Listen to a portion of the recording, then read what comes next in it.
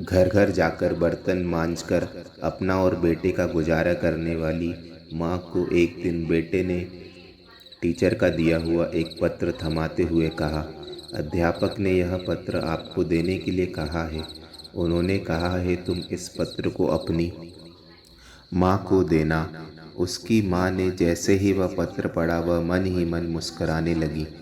माँ को मुस्कुराता देख बेटे ने खुशी का कारण पूछा, जिस पर माँ ने बड़े प्यार से बेटे के सिर पर अपनी ममता का हाथ फेरते हुए कहा, बेटा इसमें लिखा है कि आपका बेटा कक्षा में सबसे होशियार है।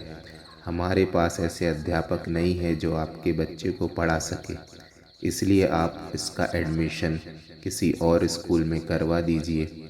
लड़का यह सुनकर बहुत खुश हो गया और मन लगाकर पढ़ने लगा। माँ ने बेटे का एडमिशन दूसरे स्कूल में करवा दिया। उस बच्चे ने खूब मन लगाकर पढ़ाई की और आगे चलकर अपनी मेहनत के दम पर महान वैज्ञानिक अल्बर्ट आइंस्टाइन बने। वक्त गुजरता गया। एक दिन महान वैज्ञानिक अल्बर्ट आइंस्टाइन की माँ का भी निधन हो गया। माँ की मृत्यु के बाद जब एक दिन आइंस्टाइन ने माँ की अलमारी खोली तो पाया उसमें उनके टीचर का लिखा हुआ वही पत्र था जो उन्होंने कभी उस छोटे से बच्चे को उसकी माँ को देने के लिए कहा था। आइंस्टाइन ने वह पत्र खोला और पढ़ने लगा। आपको ये बताते हुए हमें बहुत दुख है कि आपका बेटा पढ़ाई लिखाई में बहुत ही कमज़ोर है। जिस तरह से इसकी उम्र बढ़ रही है उस तरह से इसकी बुद्धि का विकास नहीं हो रहा है, इसलिए हम इसे स्कूल से निकाल रहे हैं।